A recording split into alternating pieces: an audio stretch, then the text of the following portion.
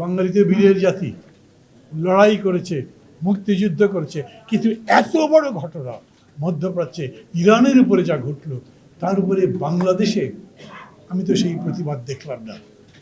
আবারও আয়নার সামনে দাঁড়ান, নিজেকে দেখেন, তখন মনে হয় আজ থেকে 54 বছর পরে আমি যে জাতিকে দেখেছি, আমার সামনে যে ইতিহাস ছিল, সেই ইতিহাস কি এখনো আছে? আমি কি সেই ইতিহাস পড়ি, নাকি ইতিহাসই বদলে গেল? আমরা যাদের ইতিহাস বিকৃতির কথা বলছি, তাদেরকেও আমি প্রশ্ন করি যে ইতিহাস বইটা তখন ছিল, সেই বই কি এখন আছে, নাকি বই বদলে যাচ্ছে? আমরা নিজেরাই বদলে ফেলছি, আমরা বুঝতে পারছি না আমরা কোথায় ছিলাম, ধীরে ধীরে কোথায় চলে যাচ্ছি। একটা আবেগ তৈরি করবার জন্য বক্তৃতা করছি না। পরিস্থিতিটা এমন, সময় এমন, যে আমি মনে করি এখন অনেক কিছু ভাববার আছে। আচ্ছা বলেন তো, দেশের রাজনীতি এখন কোথায় দাঁড়িয়েছে? আগে তো ছিল এটা সরকারি দল, এটা বিরোধী দল। এখন সরকারি দল চিনছেন, বিরোধী দল চেনেন, সংসদে চিনছেন। কারা এত বেশি ভোট পেয়ে জিতেছে, সেই সংসদের বিরোধী দলরা কি বলছেন? হুলস্থুল হয়ে গেছে না? সবাই বক্তৃতার মধ্যে জুলাই সনদ দিয়ে কথা বলছি। আমরা জুলাই সনদ, কিছু যদি মনে না করে, এইখানে সবাই যারা যারা বসে আছেন তাদের আমি যদি জিজ্ঞেস করি, সবাই জুলাই সনদ পড়েছেন? যারা যারা স্বাক্ষর করেছি তাদেরকে যদি জিজ্ঞেস করছি, আর একবার দেখেছেন আপনি যা স্বাক্ষর করেছিলেন তাই কি আছে, নাকি নতুন কিছু সংযোজিত হয়েছে, কিছু বিয়োজিত হয়েছে, এমন কিছু হয়েছে যা দেখলে আপনি চমকে যাবেন?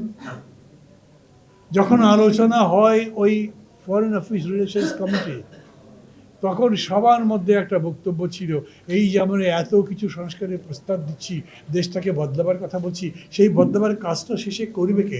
যারা এরপরে নির্বাচনের ক্ষমতায় যাবে, তারা তো প্রধান দায়িত্ব তো তাদের। তারা যদি তখন না করতে চায়, তখন যদি ক্ষমতার স্বাদ পেয়ে ভুলে যায়, তখন যদি ক্ষমতাকে এনজয় করতে গিয়ে যদি মনে হয় এর চাইতে ভালো, বাবা যত বেশি ক্ষমতা থাকে, ক্ষমতা যত নিজের করায়ত্ত থাকে, তত বেশি উপভোগ করতে পারবো, কি দরকার সংস্কার করার? অতএব এমন কিছু অব্লিগেশন তৈরি করা হোক, এমন কিছু ম্যান্ডেট তৈরি করা হোক, যাতে তারা সেগুলো মানতে বাধ্য হয়।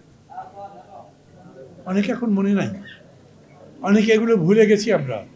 এখনই যদি নতুন করে আবার জুলাই সনদ পড়েন, তাহলে প্রত্যেকটা ধারার নিচে লেখা দেখবেন, যারা জনগণের ম্যান্ডেট পাবে তারা তাদের নিজেদের সিদ্ধান্ত মোতাবেক এই প্রস্তাব বাস্তবায়িত করবে। আমি কি বোঝাতে পারলাম? না, এরকম করে চট করে বুঝবেন না, কারণ ওটা যদি পড়তেন, সামনে থাকতো, তুলনা করতেন আগের সাথে বর্তমানের, তাহলে হয়তো বুঝতে পারতেন। যিনি প্রধানমন্ত্রী হবেন, তিনি পার্টির প্রধান হবেন, তিনি সংসদীয় দলের প্রধান হবেন, এই তিনটা একসাথে থাকবেন না? ছিল তো, এখন কি আছে নাকি নাই? না, আমি শুধু মনে করিয়ে দেওয়ার জন্য বলছি। বলা তো হয়েছিল যে কনস্টিটিউশনাল পোস্টগুলো যাতে একটা কনস্টিটিউশনাল কমিটি করে হয়, না হলে হয় কি, ক্ষমতায় যারা যায় এক্সিকিউটিভ পাওয়ার নিজের ইচ্ছা মতো কনস্টিটিউশনাল পোস্ট সহ দেশের যত ইম্পর্টেন্ট জায়গা আছে সেই জায়গাগুলো নিজেদের লোক নিয়োগ করে দেয়। ভালো হয় না এটা, এগুলোকে এক ধরনের দলবাজি বলে। আমরা যে গণতন্ত্র নির্মাণ করতে চাই, সে গণতন্ত্র খুবই নির্মম হবে, সেই গণতন্ত্র অদলীয় হবে, সেই গণতন্ত্র হবে জনগণের, যার মধ্যে দলের প্রভাবটা বড় হবে না। এখন তো প্রশ্ন উঠেছে, আমরা যে সনদ তৈরি করেছি, যার উপরে গ্যাজেট তৈরি হয়েছে, সেই গ্যাজেটে শপথ নিয়ে সরকারি দল নেয়নি আর বিরোধী দল শপথ দিয়েছে। কেমন হয়েছে বলেন তো?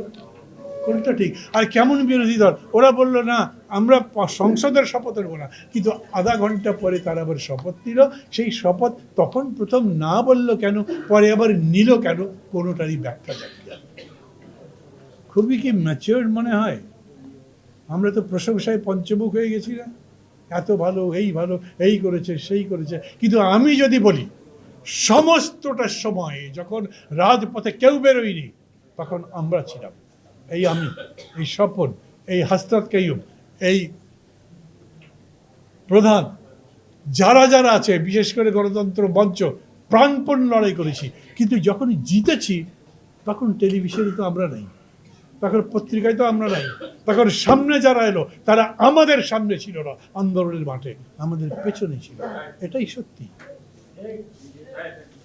এখন এরকম হতে পারে, কখনো ঘাট অঘাট হয়, কখনো সময় অসময় হয়, কিন্তু তার মানে এই নয় যে অঘাট অঘাটই থাকবে, তার মানে এই নয় যে অসময়টাই শেষ পর্যন্ত সমস্ত কিছু ডমিনেট করবে, বরঞ্চ এর হবে যে একসময় সময় সুসময় হবে, একসময় ঘাটের কাছে আমরা সবাই পৌঁছাবো, আমাদের সেই জায়গায় যেতে হবে।